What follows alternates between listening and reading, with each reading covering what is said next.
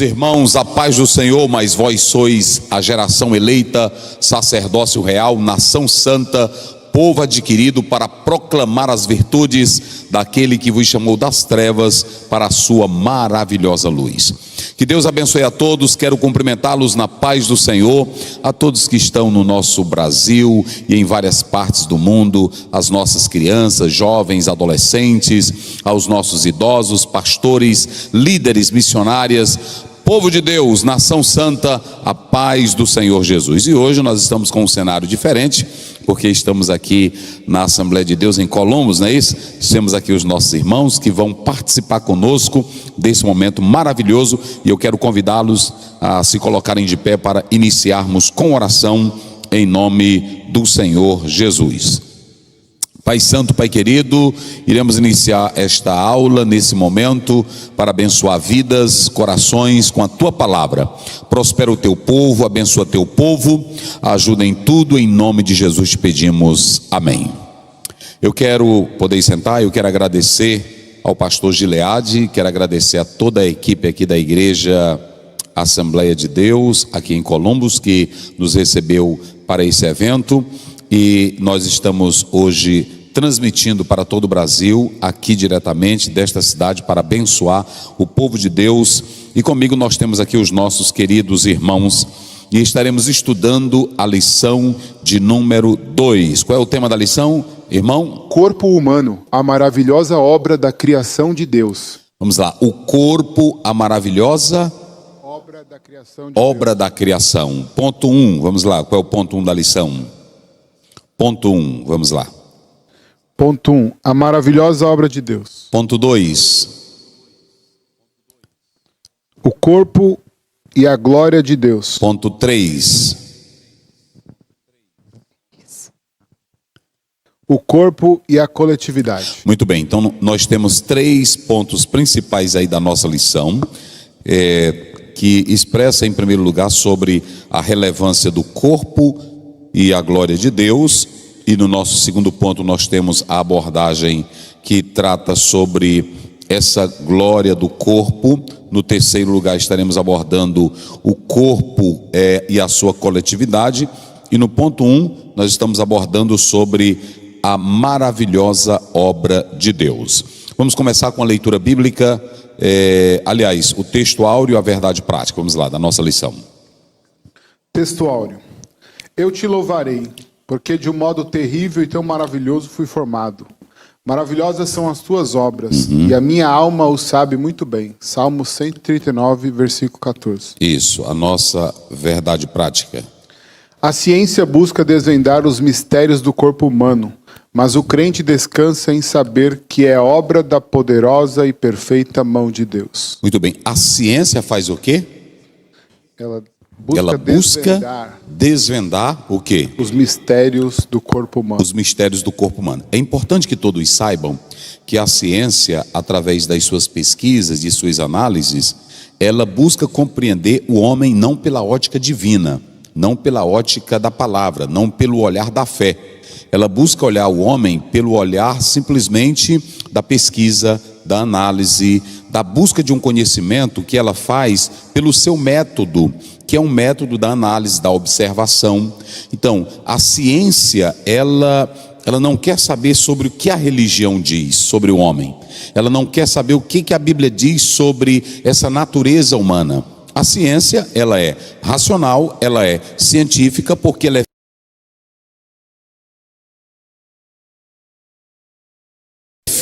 com o homem no seu aspecto divino, com o homem na sua origem vinda do próprio Deus. Então a ciência, ela trilha o caminho da sua própria pesquisa, ela anda sozinha e ela tem a autoconfiança na razão humana e não na palavra de Deus. Por isso que o autor coloca aí na verdade prática que a ciência, ela busca desvendar o mistério do homem, do corpo humano. E essa realidade, ela é feita na filosofia, na religião, ela é feita em outros locais. Mas a ciência despreza o tratado da religião, despreza o olhar da Bíblia. Ela quer simplesmente falar do homem do seu ponto de vista racional, científico, buscando a sua própria metodologia, de modo que ela não vê mistério no corpo do homem, ela não vê glória no corpo do homem. Para a ciência, tudo é natural, tudo é comprovável, tudo é observável, então ela despreza o olhar da própria palavra de Deus, ok?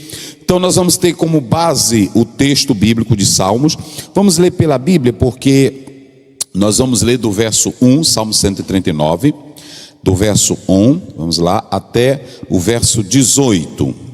Salmo 139, 1 a 18, vamos lá. Senhor, tu me sondas e me conheces. Isso. Sabe quando me assento e quando me levanto.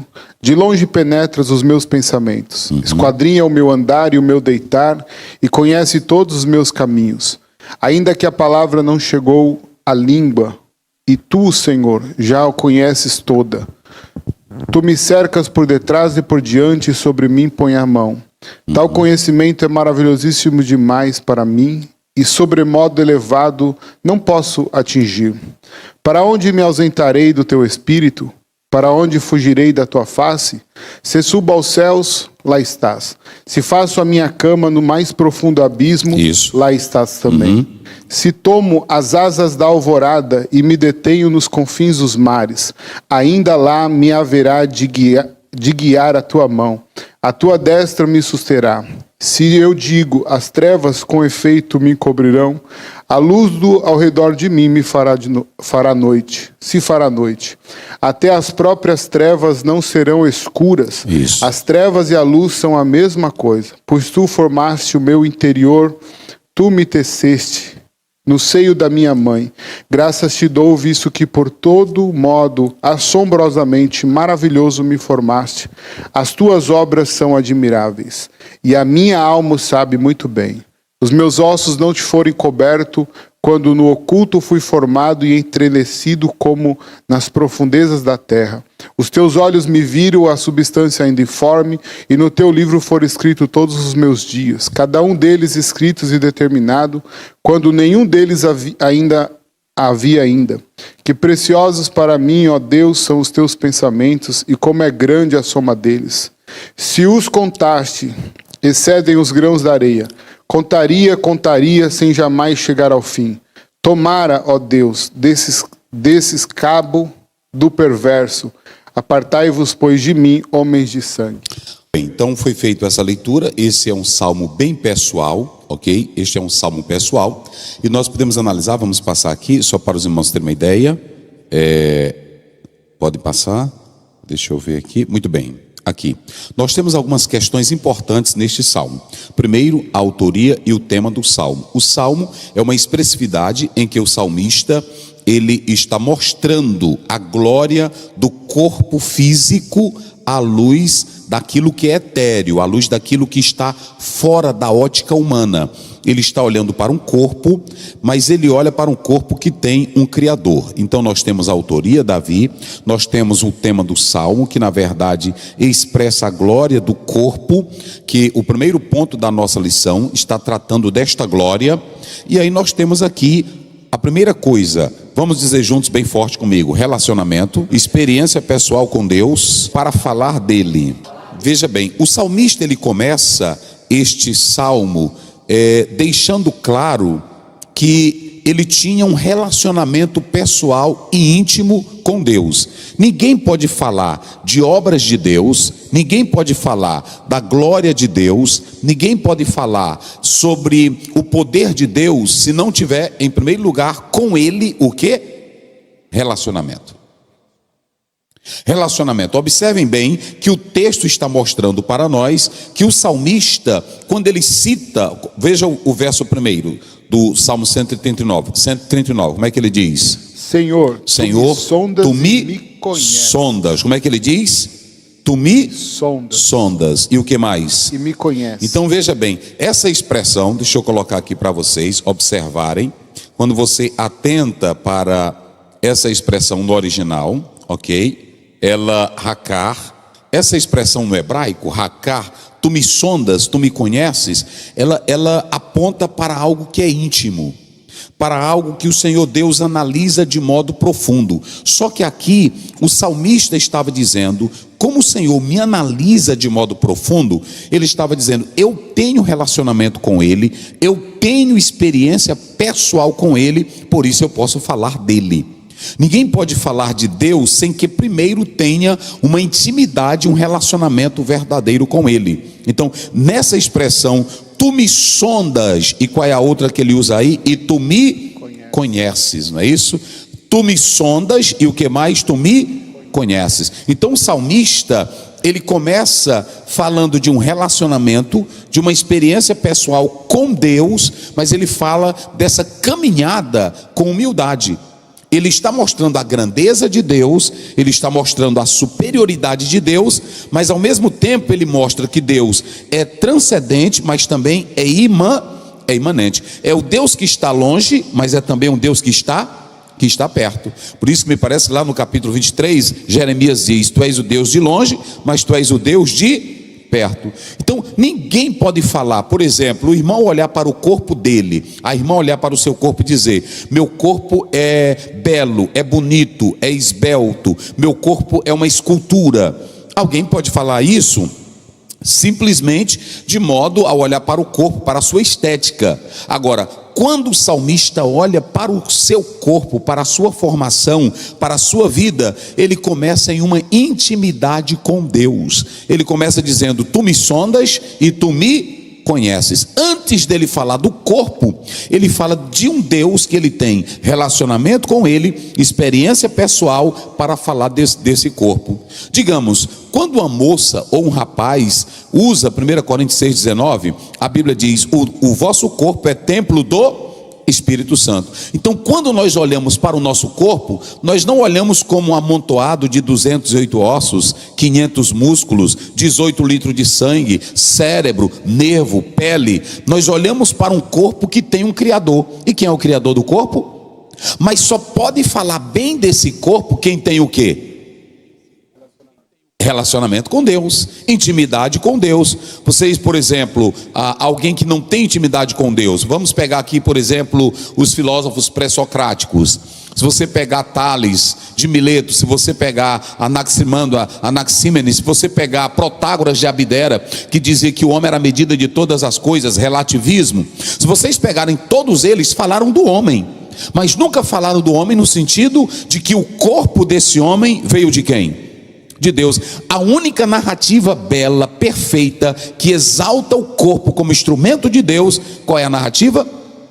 A narrativa da Bíblia, da palavra de Deus. Então vamos analisar. O médico estuda o ser humano, o ortopedista estuda o ser humano, o psicólogo estuda o ser humano, a psicanálise de Freud estuda a mente, o labirinto da mente humana. Mas eu pergunto, eles se admiram da glória de Deus no homem? Não. Por exemplo, vocês sabem que Darwin, quando trata da teoria da evolução, ele não glorifica a Deus no sentido de ver o corpo como dádiva de Deus. Porque você só pode fazer isso se você tiver o quê? Relacionamento com quem? Com Deus. Por que o salmista vai dizer, que nós vamos ler daqui a pouco, de modo assombroso e maravilhoso tu me formaste? Por que ele chegou nesse nível dessa expressão? Vamos lá, vocês dizem aí, por que ele chegou nesse nível dessa expressão? Por que ele não olhou para o corpo apenas como algo normal, como algo simples? Por exemplo, Mani, que era um maniqueísta, ele dizia que o homem, ele só prestava da cintura para cima, para baixo ele não prestava para nada. Até Santo Agostinho também depreciava o corpo, porque ele via o corpo, ele era dessa escola também, então ele via o corpo como algo não perfeito. Então a pergunta é, como é que alguém olha para o corpo e vê o corpo como qualquer coisa? Como Darwin tem a teoria da evolução, como vocês podem observar Mani, como vocês podem observar o gnosticismo. Para o gnosticismo, o corpo era uma matéria e era má. Então esse corpo que era maléfico, mal, ele ia gerando coisas mais maléficas ainda. Então o que acontece? Por que o salmista teve uma ideia diferente do corpo? Por que que o salmista teve uma ideia de glorificar não ao corpo, mas o Deus que fez o corpo? Ele não faz um culto ao corpo, mas ele glorifica ao Deus que criou o quê?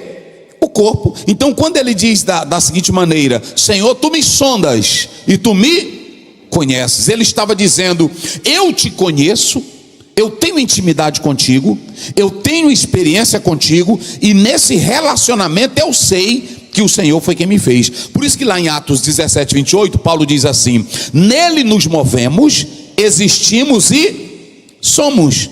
Vocês já viram aquelas irmãs que dizem assim: ah, eu tenho vergonha do meu corpo? Não tem aquelas irmãs? Está faltando intimidade com Deus. Entenderam? Porque quem tem intimidade com Deus nunca vai achar o corpo. Ah, mas minha venta é grande. E o que tem a ver? Deus te fez assim. Fica até bom, a venta dele é grande, o nariz dele é grande. Para que andar triste se o nariz é grande? Ah, mas não, minha orelha é grande. É para ouvir melhor. Deus é tão bom que ele te faz de uma maneira que tudo no teu corpo é para a glória de Deus. Agora, quem não tem relacionamento com Deus e quem não sabe o propósito de Deus no corpo, então ele vai andar dizendo: meu corpo é feio. Não tem essas mulheres? Tem mulher aí que ela tem uma performance, ela tem uma senhora bonita, mas ela fica dizendo: ah, eu não estou me achando bonita nesse corpo. Aí entra o endeusamento do corpo, porque isso é falta de comunhão com quem sabe que tudo veio de Deus. Glorifica a Ele pelas obras das suas mãos. Quem aqui glorifica a Deus pelo corpo? Então diga comigo: meu corpo não é feio, não é nojento.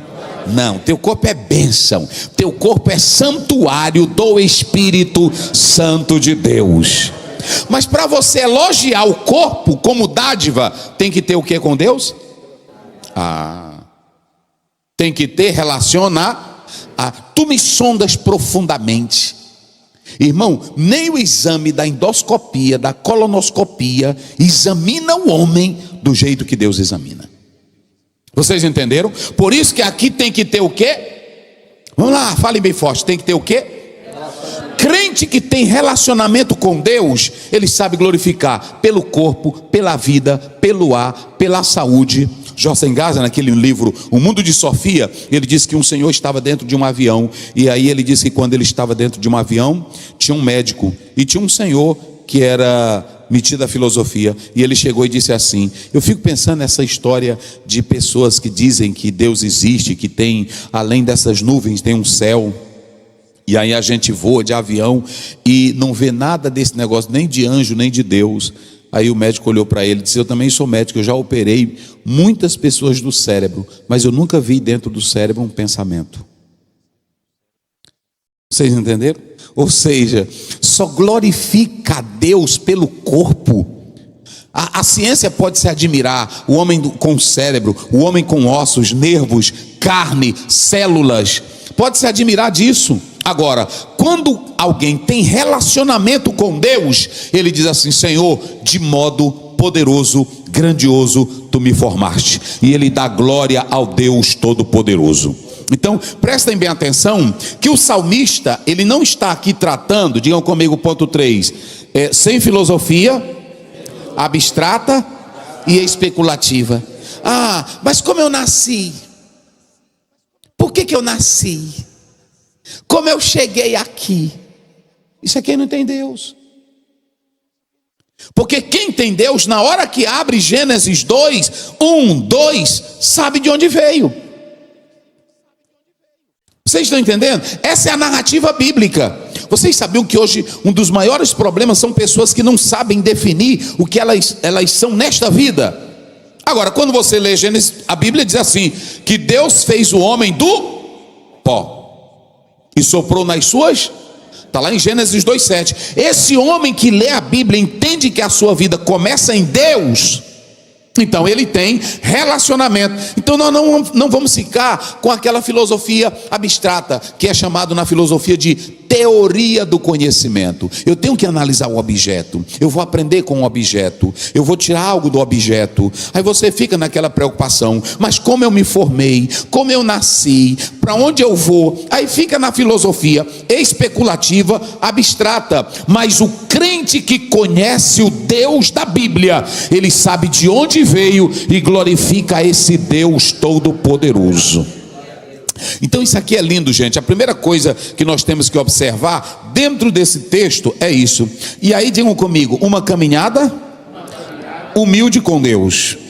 Para você glorificar a Deus, você só glorifica quando você tem uma caminhada humilde. Olha, pessoas que acham que são sábias, que são inteligentes, que são cultas e que tentam descobrir a vida pelo seu saber, jamais terão a consciência da grandeza de Deus. Só pode entender a grandeza de Deus, a soberania de Deus e caminhar com Ele quem sabe que Deus é o Criador de todas as... Olha o que o salmista começa: Senhor, tu me sondas e me conheces. Quando você pega esse verbo hebraico aí, conhecer, diga comigo, conhecer, iadá, diga comigo, iadá. Olha, é tão simples, né? Iadá, entendeu? Iadá, esse verbo aí no hebraico, iadá, diga comigo bem forte, iadá. Mais uma, bem forte, iadá. Iadá é conhecer, ou seja, ele está dizendo o seguinte: tu me sondas, olha para cá para você entender o mistério. Tu entra em mim como uma sonda da endoscopia. Tu vai lá no íntimo. Com Deus não tem negócio, irmão, de tu andar escondendo. Não tem negócio, Senhor, não, Deus vai lá em tu, Ele bota, Ele faz contigo o que a colonoscopia não faz, o que a endoscopia. Ele vai lá no teu âmago, Ele te conhece. Não tem negócio de tu andar dizendo, eu vou me esconder por aqui. Não, Ele sabe o que está lá no âmago da tua alma. Agora, Ele diz, tu me sondas. Vamos lá, tu me sonda. E depois, me conhece. Essa palavra, se vocês pegarem Gênesis 4 primeiro, aí a Bíblia diz, e conheceu Adão a sua mulher. Ou seja, é um conhecer na intimidade. Na intimidade. Então, quando você busca uma caminhada de humildade, por que a ciência nunca glorifica a Deus? Porque ela anda na sua caminhada, na sua arrogância. Nós somos a voz da razão. Por que o racionalismo nunca chama Deus para o seu mundo? Porque o racionalismo acredita que a razão é a última voz, é a única voz absoluta para resolver os problemas. E quem se acha grande ou quem se acha superior nunca vai reconhecer a grandeza de Deus. Por que um cientista famoso e importante não reconhece Deus? Sabe por quê? Porque ele acha que pela razão dele, a inteligência dele, a capacidade dele, ele vai chegar onde ele quiser. E a sua caminhada é sempre de fracasso. Se vocês pegarem, por exemplo, a filosofia existencialista, o homem nasce para o desespero, morre no desespero e se finda no desespero. Olha o mistério da vida para eles. Porque é uma caminhada sem Deus. Gente, não tem coisa pior, uma caminhada sem Deus. Vocês já imaginaram? Um médico sem Deus, um filósofo sem Deus, um cientista sem Deus. Ele vive nesse mundo, mas para ele estuda, ele forma, ele opera, ele cresce. Mas a vida não tem sentido. Por quê? Porque ele não tem a humildade para reconhecer que o Deus dos céus é quem fez o homem à sua imagem e à sua semelhança. Agora, para o crente não tem coisa melhor. O crente caminha nesta terra sabendo que amanhã ele pode morrer, mas ele já tem o seu destino certo, as mansões celestiais. O crente vive nesta terra sabendo que um dia terá o seu corpo transformado e estará junto com Deus Todo-Poderoso nos céus de glória. Então olhe para cá, quem quer caminhar com Deus tem que caminhar como? Com humildade. Pega teu diploma de doutor de Cambridge, de Oxford, de Harvard. Não venha para cá com isso aqui para Deus, que isso aí não vale nada. Imagine um Deus que pega o mundo todo e coloca na palma da mão dele. Um Deus que conhece o universo. O Deus que antes de tu nascer, ele já sabe que tu vai nascer. Aí tu vai chegar para ele, quem é tu, Senhor? Entendeu as coisas? Tem irmão que vai orar e fica com esse negócio, né? Senhor, não estou te entendendo. E quem foi que disse que é para tu entender? É para crer e glorificar e aceitar o Deus que é acima de tudo e de todas as coisas. Então, diga comigo, para caminhar com Deus, tem que ser humilde. Vira para o teu irmão e diga para ele aí, para caminhar com Deus tem que ser humilde. Olha, irmão, se você chegar achando que sabe, achando que é, Deus vai estar aí para você?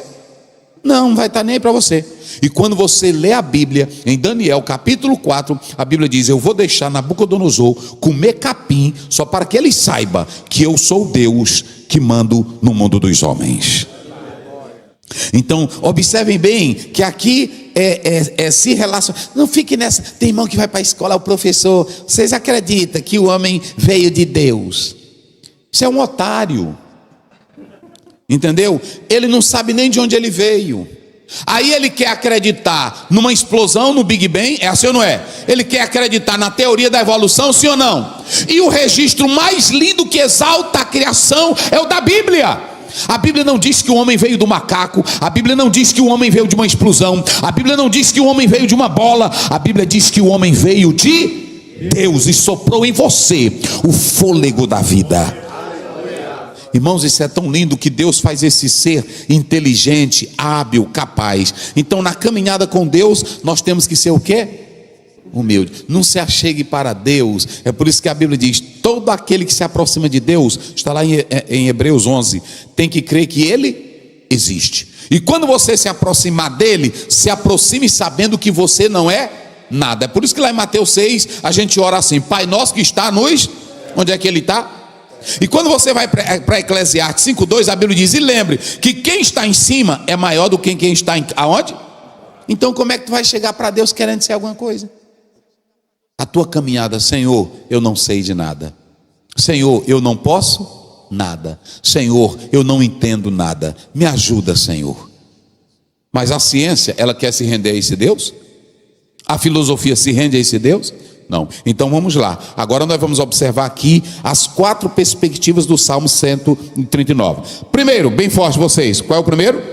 Onisciência de Deus. Segundo, onipresença de Deus. Terceiro, a presciência de Deus. E quarto, o problema do mal. Veja que o nosso tema, ele está sobre a presciência de Deus, que é do 13, que vai do 13 até do 18. Faltou aqui, mas depois a gente coloca aí. Vai do 13 ao do 18. E por que eu coloquei, se a lição ela começa só do verso 13 a 18? Porque eu quero pontuar para que vocês entendam essa glória. Em primeiro lugar, vocês podem observar que o salmista, ele tem consciência da onisciência de Deus. Como é que diz o verso aí? Do Salmo, pode ler aí. O 1-6, rapidinho. Salmo 1-6, como é que diz? Senhor, tu me sondas e me conheces. Isso. Sabe quando me assento e quando me levanto. Isso. De longe penetra os meus pensamentos. Esquadrinha o meu andar e o meu deitar. E conhece todos os meus caminhos. Ainda que a palavra não chegou à língua. E tu, Senhor, já o conheces toda. Tu me cercas por detrás e por diante. E sobre mim põe a mão. Tal conhecimento é maravilhoso demais para mim. É sobremodo elevado e não posso atingir. Esse aí até o verso qual? 6. Então preste bem atenção. Diga comigo bem forte só para memorizar. O salmista, ele tem uma experiência de Deus. Vocês já observaram isso aqui? O que o salmista tem de Deus aqui? Ele começa dizendo: Senhor, tu me sondas, tu sabes o meu levantar. Irmão, só pode dizer isso quem tem experiência com quem? Mas tem uma outra coisa importante aí que vocês podem observar. Ele diz que o conhecimento de Deus é perfeito. Antes da palavra chegar à boca, o que Deus faz? Ele já sabe, não é isso? Que está aí?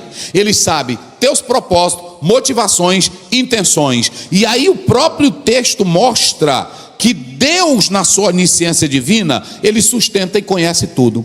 Qual é a vantagem, pastor Aziel, de servir a esse Deus que conhece a palavra antes de chegar à minha boca? Sabe qual é a vantagem? Qual é a vantagem desse Deus que conhece meus pensamentos, as minhas intenções, os meus motivos? É porque Deus, ninguém pega ele de surpresa. Tem uma teologia que nasceu aqui nos Estados Unidos chamada de teísmo aberto. Aí a pessoa diz assim: Deus está aprendendo comigo. Você observaram isso, irmão? Deus aprende comigo. Deus, ele tem onisciência de alguns atos, mas tem outros que do próprio homem é surpresa para ele. Você já viu até pregador? Deus está surpreso. Onde é que Deus fica surpreso? Antes que a palavra chegue à nossa, ele já... Antes que você venha nascer, Deus já... Está lá em Jeremias 1,5.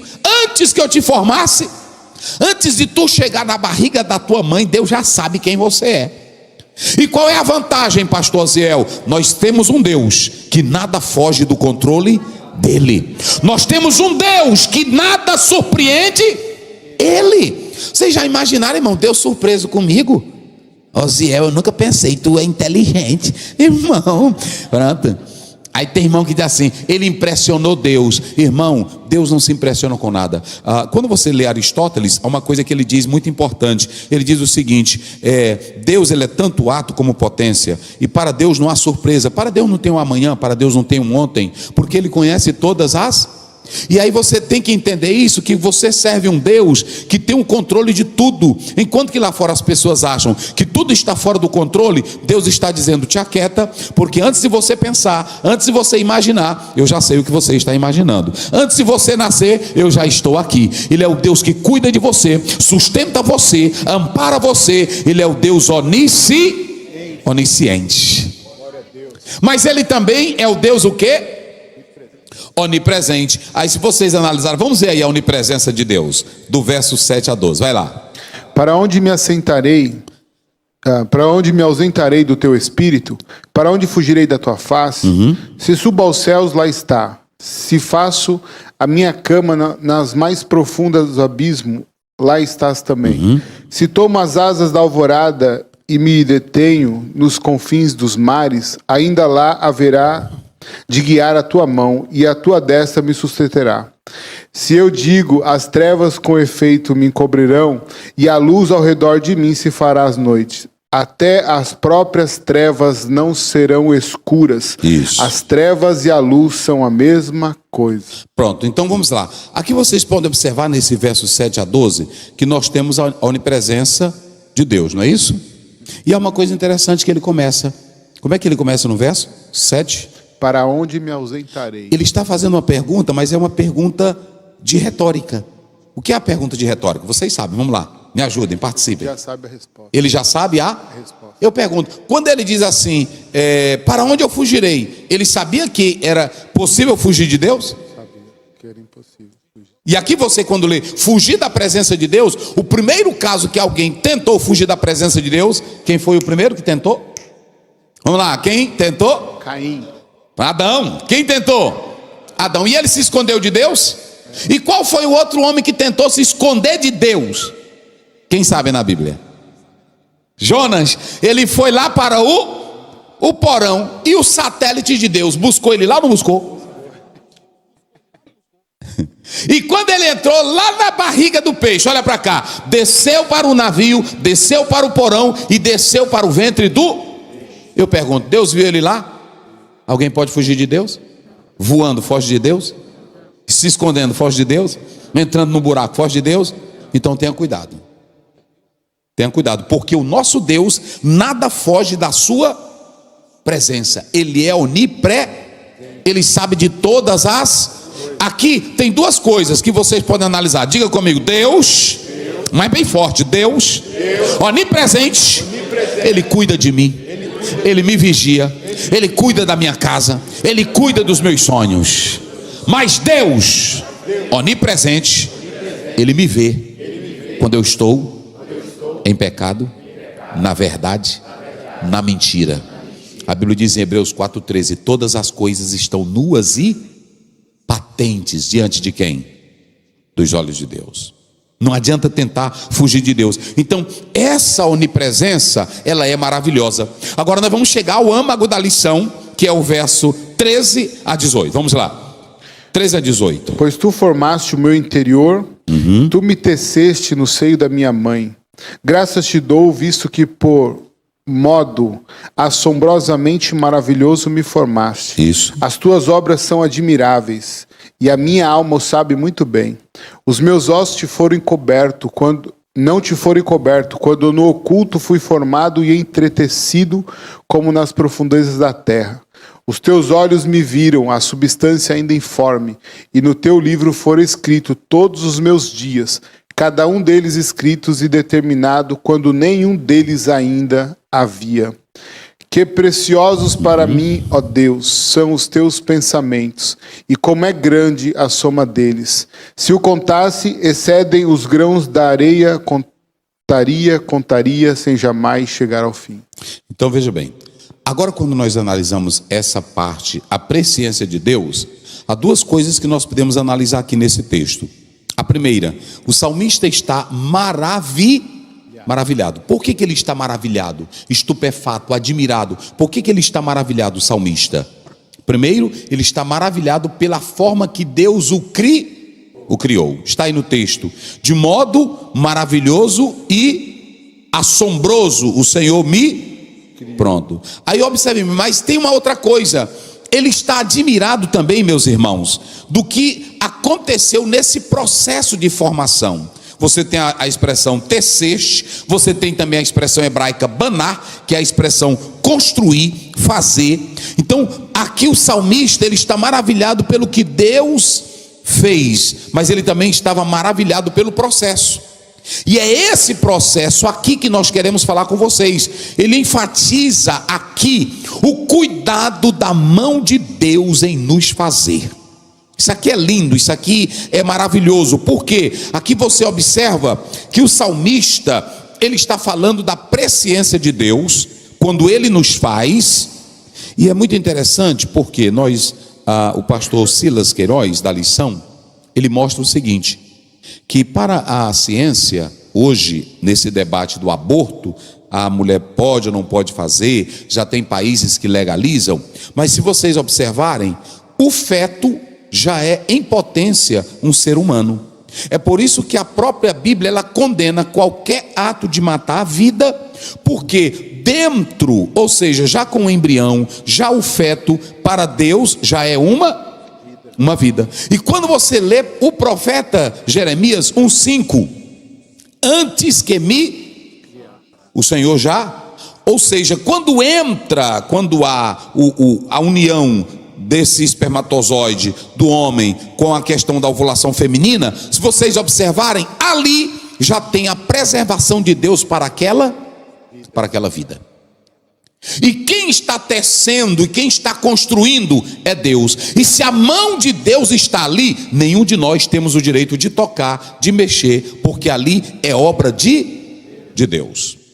Então nós não podemos mexer nisso. Isso aqui está mostrando que a vida, ela tem um cuidado de Deus. Quem é que dá a vida? A Bíblia diz em 1 Samuel 2:6, quem é que dá a vida? Deus. Quem é que tira a vida?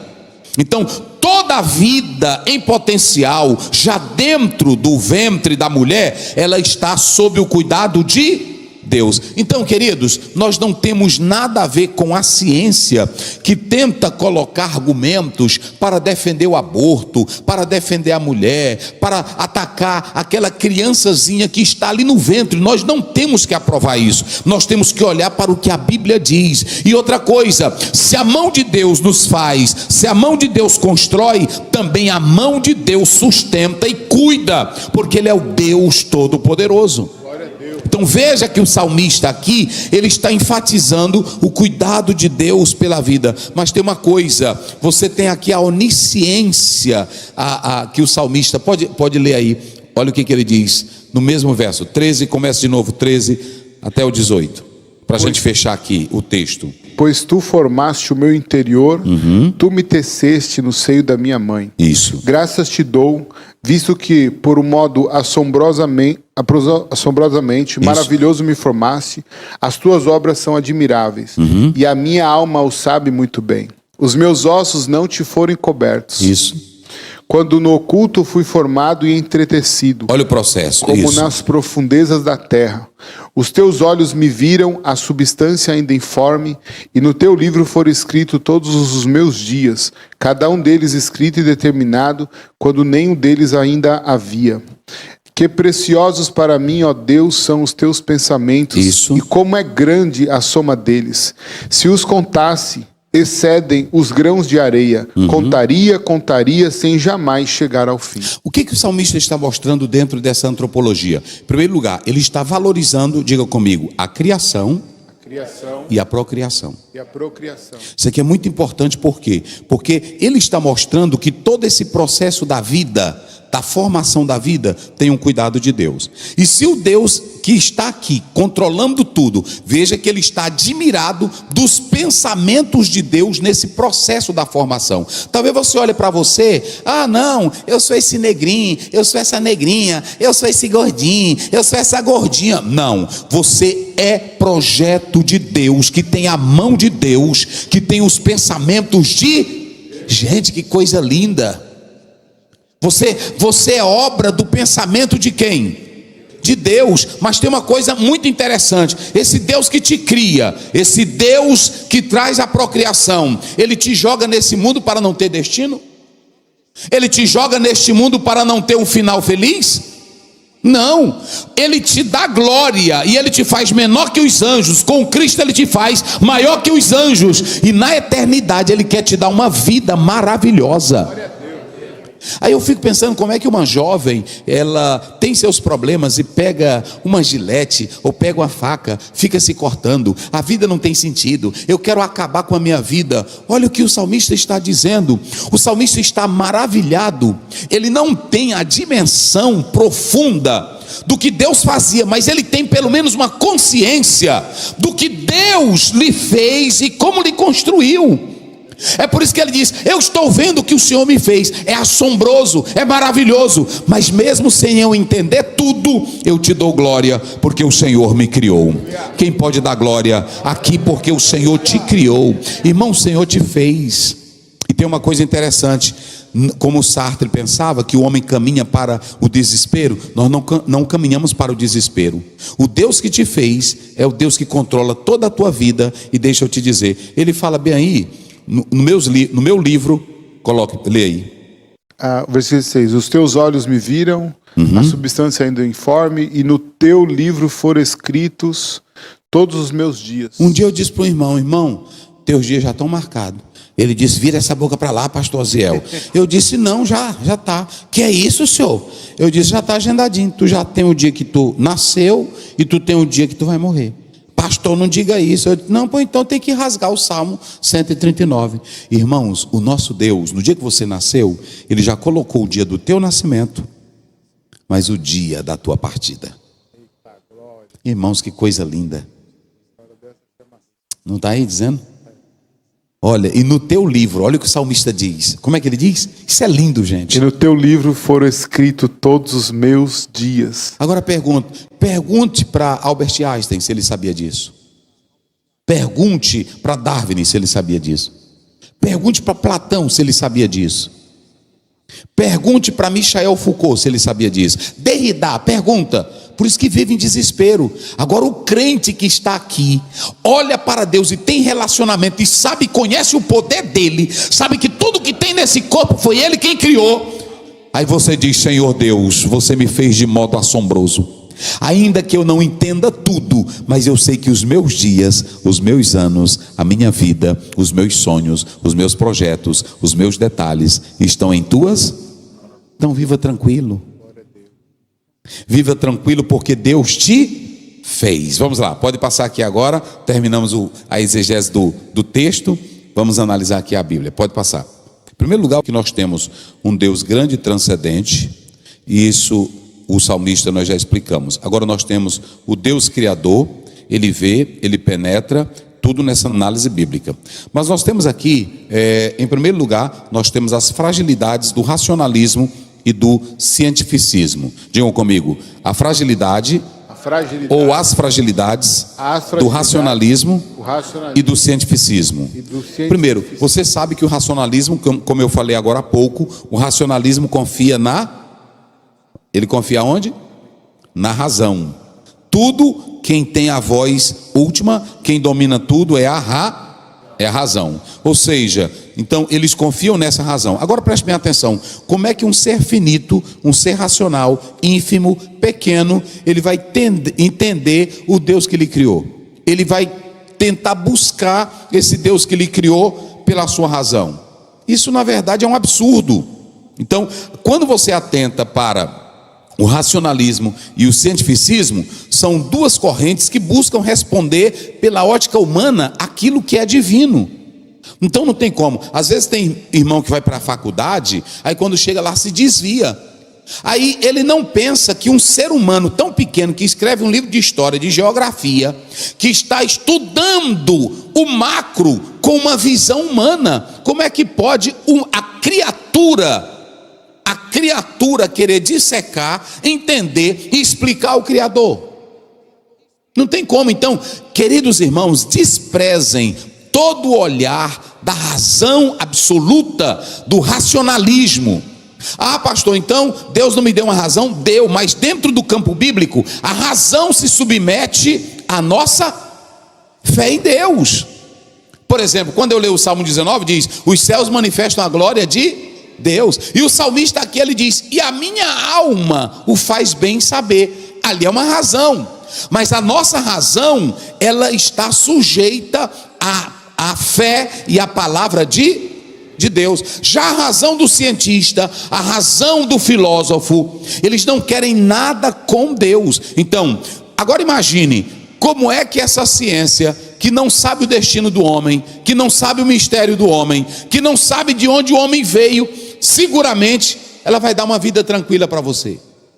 Ela vai dar uma vida de absoluto para você. Não tem como. Então, aqui nós temos as fragilidades da ciência e também da razão ou do racionalismo. Segundo, nós temos aí a maravilhosa obra de Deus.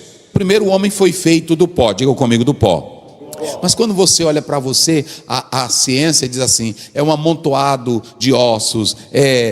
Aí pronto, a ciência explica: você tem fósforo, você tem iodo, você tem células, você tem glândulas, você tem. Aí eles começam a explicar tudo que você tem. E no término ele diz assim: mas você é simplesmente um caco, é um pó, e quando morrer tudo se acaba. Mas a Bíblia diz que você tem tudo isso. Tem iodo, você tem oxigênio, tem hidrogênio, tem água, você tem tudo, mas também a Bíblia diz: você tem a centelha de Deus dentro de você, o sopro de Deus, e você vai voltar para Deus. Diga comigo bem forte, batendo no peito assim: eu não sou um boneco de barro, eu tenho a imagem, a semelhança, o sopro de Deus, a vida de Deus, e vou voltar para Deus. Então, escute que o teu corpo, olha irmão, esse teu corpo é uma matéria-prima. Deixa eu dizer uma coisa para vocês: quando Deus pega o barro, ele fez o homem do barro. Mas quando ele pega esse barro, aquele barro ali já tinha a sua potencialidade, porque o barro tem sua potencialidade. Mas quando Deus pega esse barro, ele vai vitalizar ainda mais. Gênesis 2:7, o que ele faz? Sopra nele? Ele sopra o fôlego de vida. Então, dentro de você, diga comigo: corpo, alma e espírito. Maiperma diz que é através do corpo que a alma ela tem contato com o mundo exterior. Aí o espírito está ligado com a alma. Mas deixa eu te dizer uma coisa: esse barro que Deus te fez, ele não apenas é jogado. Esse barro que Deus te fez, ele colocou nele a vida dele. Então você não é apenas um pedaço de barrozinho aí qualquer. Tem irmão que diz assim: eu não presto para nada. Não tem? Eu não estou valendo nada. Escute bem, você é um pedaço de barro, mas dentro de você tem o quê? O sopro de quem? Vamos lá, você tem o quê? O sopro de Deus. E quando você tem esse sopro de Deus, escute bem o que eu vou dizer aqui: você não é apenas uma máquina da ciência. A ciência, queridos, ela não te elogia dizendo que você tem Deus. De maneira nenhuma. Ela diz que você tem cérebro, diz que você tem sangue, diz que você tem pele, até diz é bonito, é assim ou não é? É bonita, mas nunca diz você tem Deus. A Bíblia diz você tem cérebro, você tem osso, você tem pele, você tem nervos, você tem carne, você tem olhos, 208 ossos, mas a Bíblia diz Deus está dentro de você, você carrega a imagem, a semelhança de... Eita, quem dá glória a Deus? Porque preste bem atenção, quem é o autor da sua vida? Quem é o autor da sua vida? E quando você pega o autor da vida, tanto do homem como da mulher, quem foi que fez o teu corpo? Então por que o teu corpo pode glorificar a Deus? Preste bem atenção, irmãs.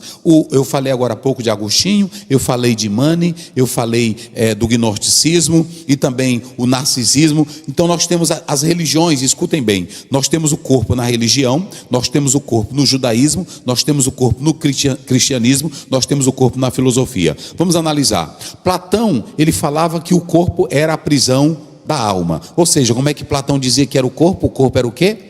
Uma prisão. O gnosticismo diz que o teu corpo não vale nada, essa matéria não vale nada.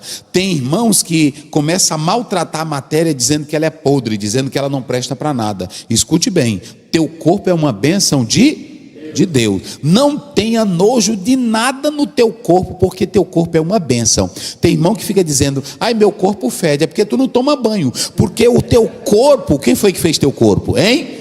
Deus. Aí fica, pronto, meu Deus do céu, como a gente fede. Não, tu que fede. O importante é tu se banhar, mas teu corpo é uma bênção. É por isso que a gente tem a mordomia do corpo. A mordomia do corpo. Deus fez o corpo. O nosso corpo tem problema, sim ou não? Por causa do pecado. E para que o teu corpo não tenha mau odor, o que tem que se fazer com o corpo? Tem que fazer o quê? A irmã tem que tomar banho, a irmã tem que fazer o asseiozinho dela, não é assim? A irmã tem que se banhar. Irmão, não pense que quando Deus fez Eva, Deus fez uma mulher véia besta, uma mulher véia... Não, quando Deus fez Eva, Ele fez ela inteligente, tão inteligente que ela conseguiu quebrar a palavra de Deus para Adão, enganou Adão, foi assim ou não foi? Porque ela era inteligente. Agora tem irmã que não se traja, não se arruma, é assim? Ela não zela o corpinho dela, não se ajeita. Ainda tem delas que dizem assim, irmã, é o seguinte, eu estou aqui, mas o Espírito Santo é quem vai cuidar do meu corpo. Não, o Espírito Santo cuida da igreja. Esse negócio de se banhar, tirar o fedor, é você mesmo que faz. Entendeu? Então, vá se banhar, é assim ou não é? Vá se lavar, se organizar. Agora, eu tenho que ter a mordomia do corpo, porque o nosso corpo tem células. Vocês sabiam que se vocês se trancarem dentro de um quarto, sem comer, sem beber, você morre, porque dentro de você tem vermes.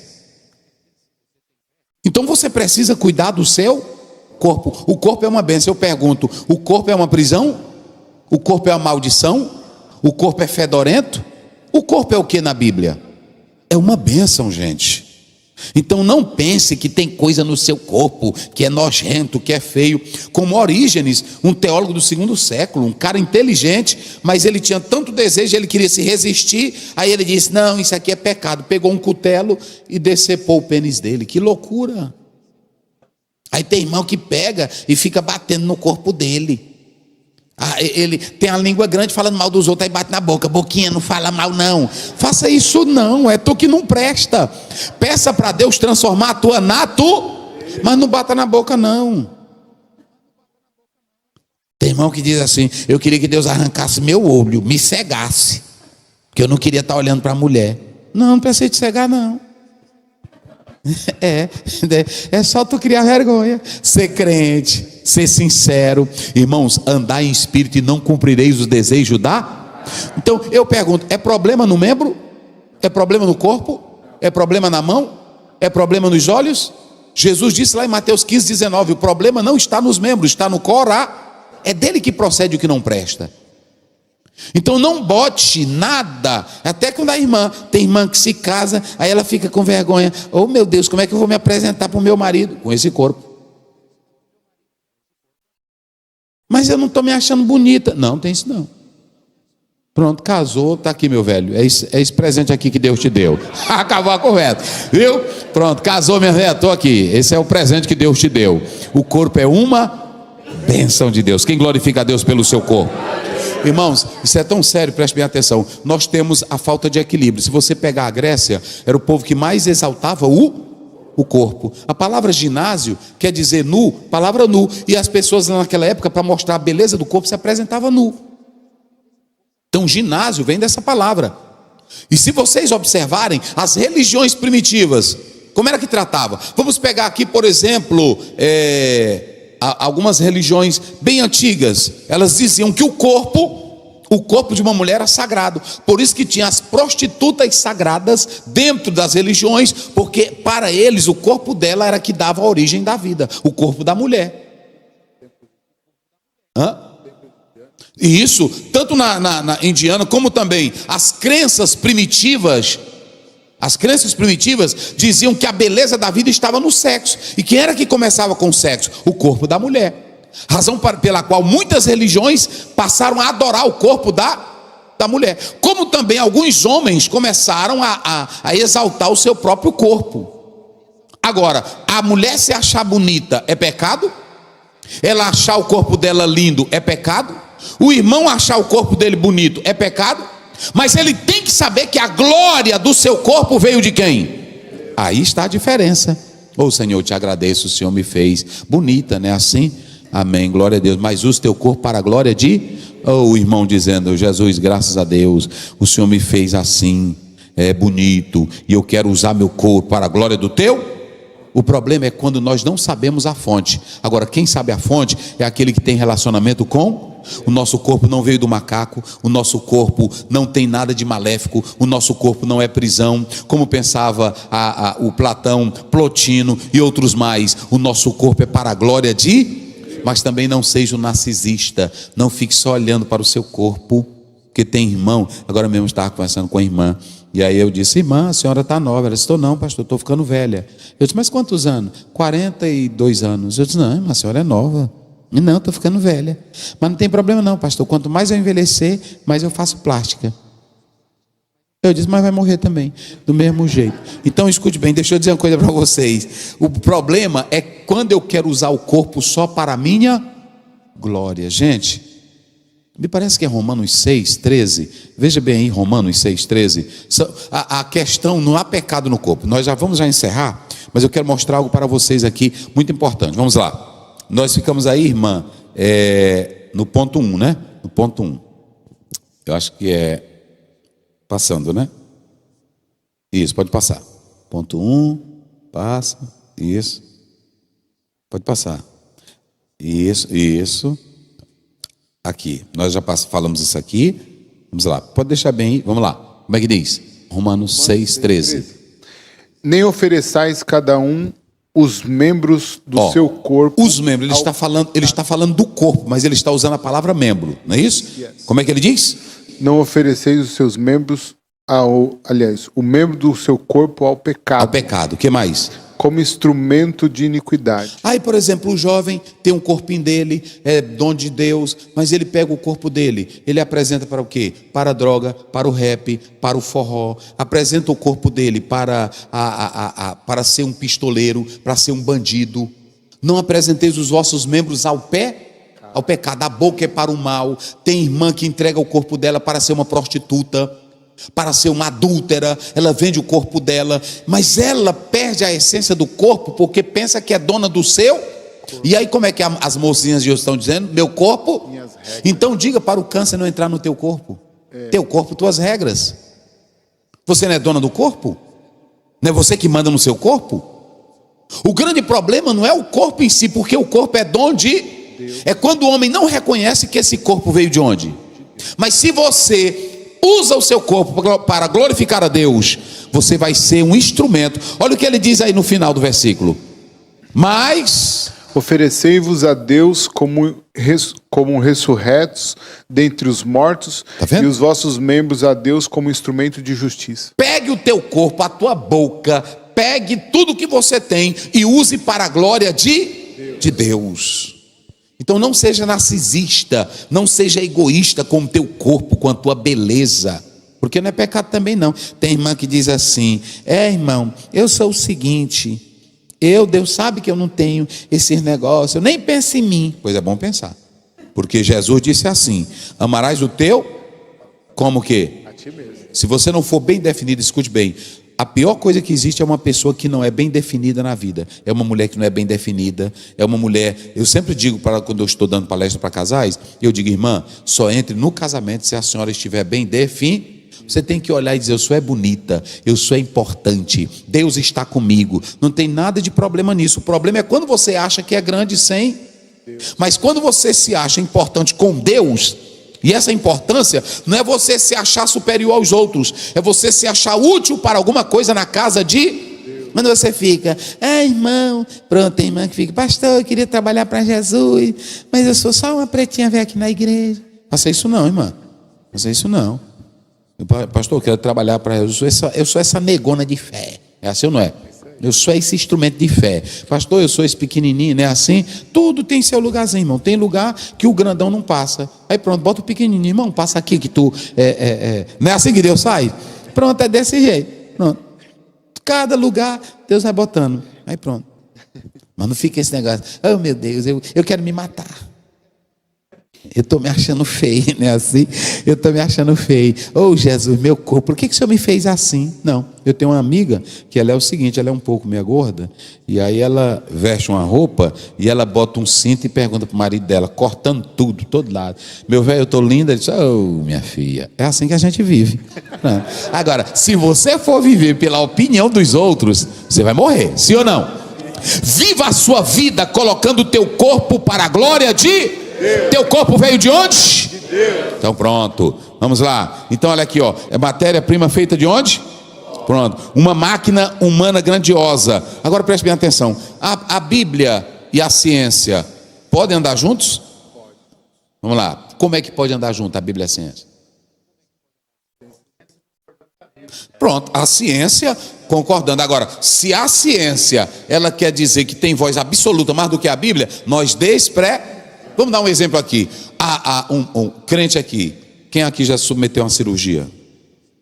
Pronto. Isso aí é ciência. A ciência tem os seus Pronto, por exemplo, se eu cheguei aqui, eu vim de avião. Benefício de quem?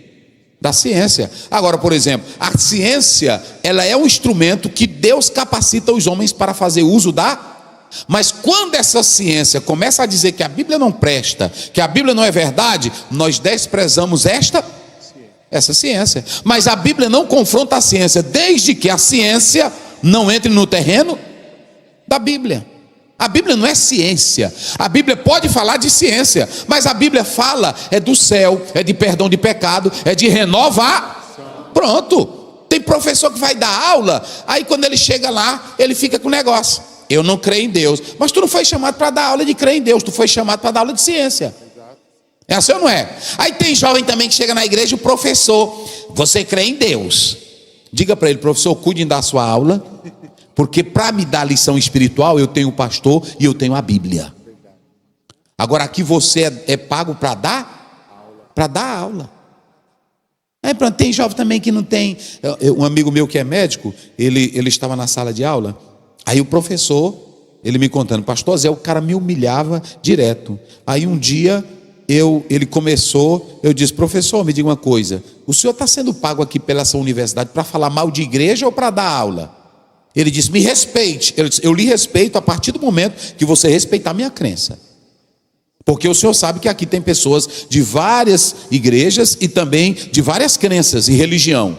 Mas eu estou entendendo que o senhor é pago para dar aula de medicina, não é para dar aula de igreja. Sai da minha sala. Ele disse, não vou sair não, porque eu pago para estudar aqui. Agora tem jovem que na hora que escuta um professor, não é assim? Meu Deus, que sapiência. Um dia eu estava na universidade, aí uma amiga minha, até formada em Direito, e aí um professor começou a falar mal do Velho Testamento, que aquilo ali tudo era mito. Aí ela disse, nossa! E ela só dizendo nossa. Aí quando foi na hora assim do intervalo, aí ela disse, tu viu ali, irmão Oziel? Eu disse, irmã, do jeito que ele está dizendo que não existe, tem 20 que diz que existe. E aí, a senhora tem fé para crer nisso? Aí disse, é mesmo, pastor. Eu disse, pois é, deixa de besteira. Aí tem irmão que idolatra o professor. Saiba que aquele professor é um ínfimo homem que não tem conhecimento do amanhã, nem do minuto. Escute bem, quem de nós aqui sabe o que vai acontecer já em 2 minutos? Aí o salmista diz: antes que a palavra chegue na minha boca, tu já sabe. Eu te pergunto, tu vai querer um cientista que não sabe nem um minuto da vida dele, ou tu vai querer um Deus que já sabe, que antes de tu nascer, antes de tu falar, ele já sabe? Então pronto, te aquieta, deixa negócio com essas coisas. Aqui, o autor da vida do homem e da mulher, que foi que criou o homem? Deus. E quem criou a mulher? Deus. Pronto, Gênesis 1:27, Deus criou macho e... Pronto, e aí é o seguinte, a irmã é fêmea, Deus criou todos os seus aparelhos, tudo direitinho, para se encaixar com o macho. Então glorifique a Deus, não fique reclamando, nem fique botando banca. Pronto, eu sou fêmea e acabou-se a conversa, certo? A sexologia já está definida. Judith Butler diz: não, ninguém nasce macho e nem fêmea, isso é uma construção sociológica, é mentira. Pronto, macho é macho e fêmea é... Pronto, eu sempre digo, quem quiser, pastor, eu sou um cachorro, pois fica cachorro. Eu não debato não, pronto, não é assim? Eu não debato não. Um dia eu fui na casa de um irmão, que ele não estava bem da cabeça, aí ele olhou para mim, quando eu entrei na casa dele, ele disse: eu sou João Batista. Aí a mulher dele olhou lá da sala e fez para mim assim, que ele estava doido. Eu disse: ei, João Batista, como era que tu comia aqueles gafanhotos? Aí ele disse: muito bem, gostei da sua colocação. Aí pronto, aí eu sentei, conversei e foi indo com ele. Agora eu bater boca com doido? Não sou, pronto. Entenderam, irmão? É assim, aí tem irmão que vai debater. Escute bem, a sociedade hoje, um dia eu estava aqui nesse país que vocês estão.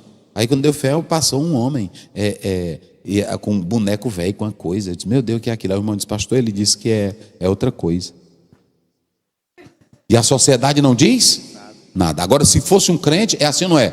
Tá louco? É assim? Tá louco? Esse é o mundo, irmão. Pronto. Uma irmã me disse aqui desse país, a moça disse para mim que chegou na escola, aí a meninazinha disse, a professora chamou ela com o nome tal. Ela disse: não, meu nome não é esse aí. Meu nome é fulana. Aí ela disse: pois pronto. Aí ela foi chamar ela com outro nome, ela disse: ei, a professora, não chame ela, o nome dela não é esse daí. Então pronto. Que nem um irmão lá no Maranhão, estava numa festa. Aí lá ele estava orando e jejuando, que ele queria ter poder demais. Aí uma velhinha passou mal, e aí ele disse: ninguém encosta, é demônio. E caiu em cima da velhinha, e aí sacudiu a velhinha. Diz teu nome. Ela disse: é irmã Maria, irmão. Ela disse: não é Maria não, diga teu nome, Satanás. Ele disse: irmão, pare com isso. Tem gente assim. Cuidado, irmão, com essas coisas aí. Vamos lá. Olha aqui, o autor da vida é Deus, e tudo já está definido. Nós não temos nada. Olha, é nesse momento aí que nós somos contra essa ciência que contraria os projetos de Deus. Na Bíblia nós sabemos que macho é e o que? Fêmea é? Fêmea. Segure isso, irmão, não tenha medo não. Nós não atacamos ninguém. Se a pessoa quiser ser do outro lado, é um direito dela, sim ou não? Agora as consequências vai pagar. Nós não temos que viver atacando ninguém, mas também nós não podemos deixar de dizer a verdade da palavra de Deus. O corpo da fêmea é uma bênção de Deus, e o corpo do macho é uma bênção de Deus. Pronto, cadê os machos aí? Só os machos. Ah, sim. E as fêmeas? Cadê as fêmeas? Falaram devagar, mas vamos lá. Então vamos lá, ó. Aqui para fechar. O feto não é inerte no ventre da mãe. Uma realidade biológica e espiritual. Escute bem. Essa criancinha que está sendo formada, ninguém pode mexer nela e colocar a mão, porque quem é que está coordenando todo o processo da vida?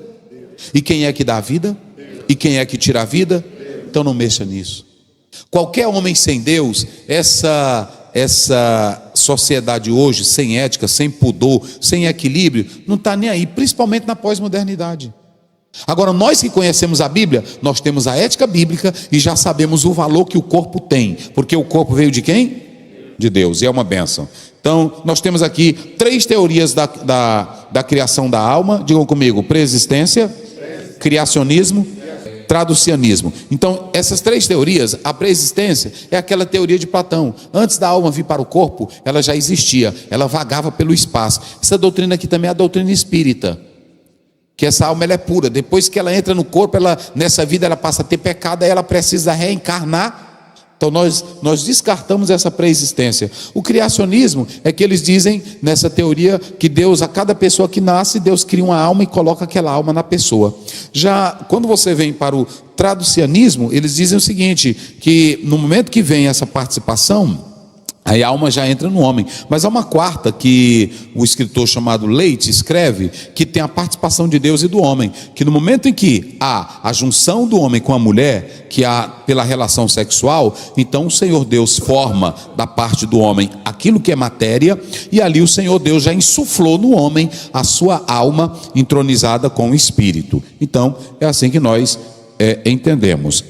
Essa é a última teoria que nós falamos, a teoria participativa, como nós estamos explicando. Pode passar, vamos lá. O corpo é a glória, ou para a glória de Deus, como está aí. Então nós temos a visão do corpo humano pela Bíblia e pela ciência. Então como é que a ciência vê? Uma máquina, a ciência vê o corpo com o seu lado e o seu potencial, como nós já falamos, mas como é que a Bíblia fala do corpo do homem? Eu pergunto aqui aos senhores e às senhoras, a Bíblia fala que o corpo do homem tem oxigênio, nitrogênio, tem ácido, tem carbono, tem tudo no corpo do homem, sim ou não? Pronto, ela nega isso? Não, mas a Bíblia deixa que o homem é só isso aí? O que a Bíblia diz que o homem é?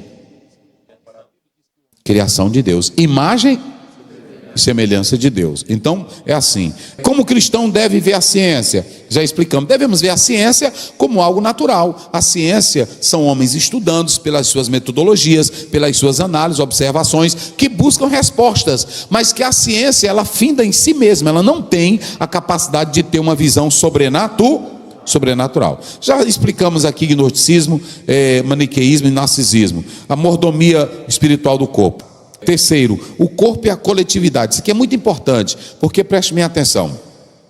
Quando Deus fez o homem, Gênesis 2,18, ele disse, não é bom que o homem esteja só. Então veja bem, Deus faz o eu, diga o eu e o tu. Aí diga comigo, o eu e o tu.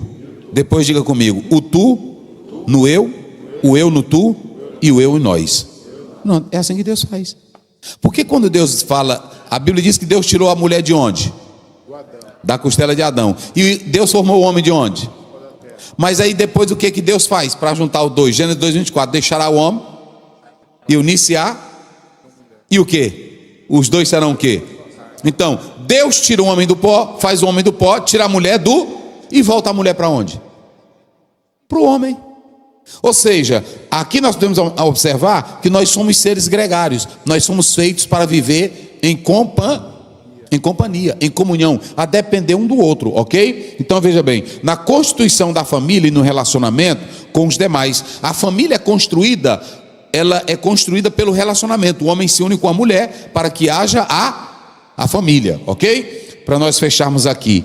Agora é interessante vocês observarem que a fé, ela envolve práticas comunitárias. Ou seja bem, veja bem aqui, todos vocês, levantem a mão aí. Pronto, glória a Deus. Aperte a mão do irmão que está aí, ao seu lado.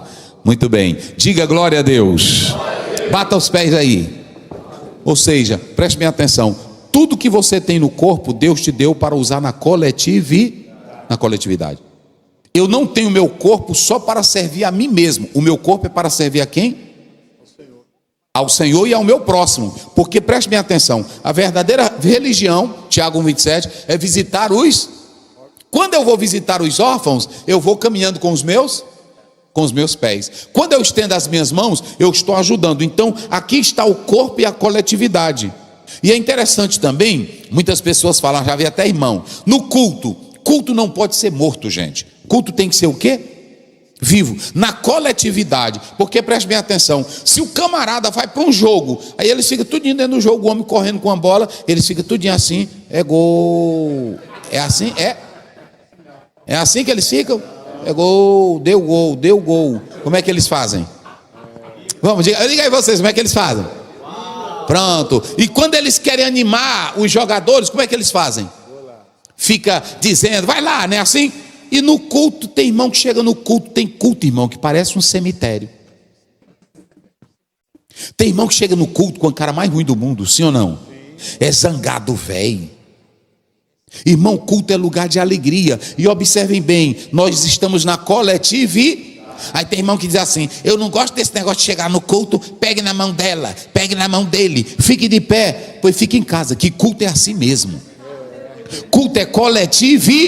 Agora eu fico pensando, na igreja ele não fala, e aqui o pregador ainda manda, Quem vocês vai ver um jogador correndo no campo e dizendo: ei rapaz, vocês têm que gritar porque nós estamos fracos? Ele anda? Eles fazem de espontânea? E eu que sei que Deus me criou, estou ouvindo a palavra dele, estou ouvindo um louvor dele na igreja, eu tenho que levantar a mão, eu tenho que levantar o pé, eu tenho que dizer glória, e juntos nós glorificamos a meu irmão. A Bíblia diz: Deus não é Deus dos mortos, mas é Deus de quem? Quem está vivo aí. E como é que eu mostro que eu estou vivo na igreja? É dando glória a Deus, é pegando no irmão, é abraçando ele. É assim ou não é?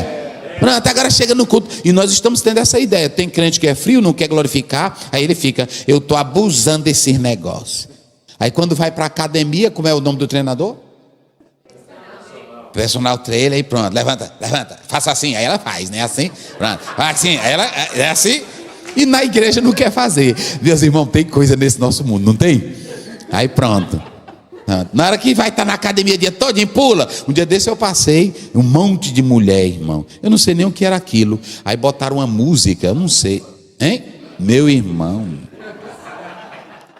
E aí eu vi uma mulher na frente: faça assim. Aí as outras, tinha cada velhona que fazia assim. Eu disse: meu Jesus amado. Irmão, deixa eu dizer uma coisa para vocês. Culto é na coletividade. Oh rapaz, irmãos, culto só presta com crente alegre. Vocês sabiam? Uma pessoa chega no dia de domingo, aí o porteiro está com a cara: boa noite. Eu pergunto: ele vai querer entrar? Se o porteiro já é delegado, aí olha lá do púlpito e vê o pastor. Irmão, culto tem que ser com coletividade. Pronto, abraça seu irmão, vamos ficar de pé, vamos glorificar. Quem adora é assim, porque nós temos vida. E quem tem vida glorifica a Deus com o corpo, glorifica a Deus com o pé, glorifica a Deus com a mão. Cadê vocês que vieram adorar a Deus? É assim, é a vida do corpo de Deus em nós. Aí eu visito o irmão, eu ajudo o irmão. Olha aí 1 Coríntios 15, 26. Aliás, 14, 26. Então, veja bem, aqui nós temos que ter essa comunhão. E eu tenho aqui a expressão corporal no culto. Nós temos, é muito interessante isso aqui, irmãos. Como é que diz aí? Que fazer, pois, irmãos, quando vos reunis? Quando vocês se reúnem. Um tem salmo. Outro doutrina. Este traz revelação. O outro traz revelação. Aquele outro língua. O outro língua, não é língua para falar mal dos outros não, é língua estranha, vai. Hein? E ainda outra interpretação. Ao final, seja tudo feito para edificação. Então, se eu faço para edificação, tem problema? Não. O problema é quando eu não faço para edificar. Tudo que eu fizer na igreja é para edificar quem? Não. Edificar o corpo. É para edificar o próximo. E tem irmão que o culto dele é só para ele na igreja, né? Senta. Aí até, eu sou acostumado, irmão, eu não gosto de falar, às vezes vamos ficar de pé, irmão, e tem irmão que fica sentado. Eu não ignoro, porque eu sei que cada pessoa tem. Mas deixa eu te dizer uma coisa: quem tem Deus na vida e quem vem servir a Deus no culto, vem para celebrar. E o Salmo 100 diz, servir, verso 2, servir ao Senhor com? Ah, não é com cara feia não? É com tristeza? Aí dia de domingo, o camarada trabalhou, chega na igreja, aí vê um pastor com a cara ruim, vê o irmão triste, velho, sentado lá no canto, vê o tocador pegar a guitarra, morto, velho. Quem é que vai para lá, irmãos? Ninguém. Vamos lá. Ó, no culto tem que ter a expressão corporal. Então, quando você canta, tem que fazer o quê? É se movimentar, correr e pregar. Até na homilética nós estudamos isso. Quando você for pregar sobre a cruz, faça o quê? Jesus morreu na cruz. É assim? Jesus morreu na cruz. O nosso Deus está vivo. É assim. Nosso Deus está vivo. Não. Não tinha aquele filósofo que ele foi para ouvir um pregador, e quando ele ouviu o pregador, alguém disse: mas você não crê? Ele disse: não, mas eu acho bonito a forma que ele crê e a forma que ele fala de Deus. Isso é lindo, gente. Ok? Então, expressão corpo. No culto, quando você chegar, está lá em Atos 2,42. E todos perseveravam unânimes. Na hora, pronto, pega para cá, vem para cá, segura minha mão. Deus está aqui, é assim ou não é? Eita glória, a presença de Deus está aqui. Eita louvor maravilhoso, glória a Deus. É assim que é culto. É assim que é culto. Irmão, tem culto aí que eu vou dizer. Eu vou dizer para vocês. Pronto, eu lá na igreja, pronto. Dia de domingo, pronto. A pancada é grande. Pronto, começa com a metaleira. Pronto. Aí pronto, aí começa. Até as velhinhas tem que se animar. Não tem negócio de culto. A mais velhinha lá anda pulando, glorificando a Deus. Culto só presta assim. Ok? Expressão corporal envolve, olha aí, se você analisar, envolve os olhos, envolve as mãos, envolve os pés, sim ou não? Pronto. E Deus, quando pegou Israel, como foi que as muralhas de Jericó caíram? Foi eles fazendo o quê? Rodeando, depois fazendo o quê? Gritando. Ei! Irmão, você já pensou no dia que foi para a muralha de Jericó cair? Cai, muralha de Jericó. Foi assim? E eles fizeram o quê? E quando você pega Juízes 7, Gideão disse: olha, nós vamos ganhar a guerra com quantos? 300. E eles pegaram o quê? 300? Cantam e o quê? E 300? Irmãos, Gideão só tinha quantos? Mas ele queria criar uma impressão psicológica. Imagine 500 vasos se quebrando. Imagine, quando você pega um vaso e joga numa casa, só um vaso faz o quê? Agora imagine 300 de um lado, 3. Aí o pessoal que diz: eita, é a cavalaria. Só quebrando, quebrando na hora. Porque Gideão disse: quando eu fizer, vocês façam na hora. Não foi assim? Aí agora imagine de noite um monte de tocha. Que você pega 2 velas, você pensa que tem 5. E agora 300, ele diz: vixe, é gente demais. Aí começaram a correr e se matar. Isso é inteligência bíblica. Aí pronto, a pessoa chega no culto: Pai do Senhor, como é que tá? Estou aqui. Não, faz assim: Pai do Senhor, como é que tá, irmã? E aí, como é que tá, irmão? Pronto, a juventude. Eu digo para os jovens lá na igreja. Lá na igreja, quando ele já chega, fica tudo na porta. Pronto, tudo com cartazinho: bem-vinda! Eu disse: eita! É assim, é convida. Ok? De todos. E o culto, vamos falar sobre a tecnologia. Cadê quem trouxe o celular?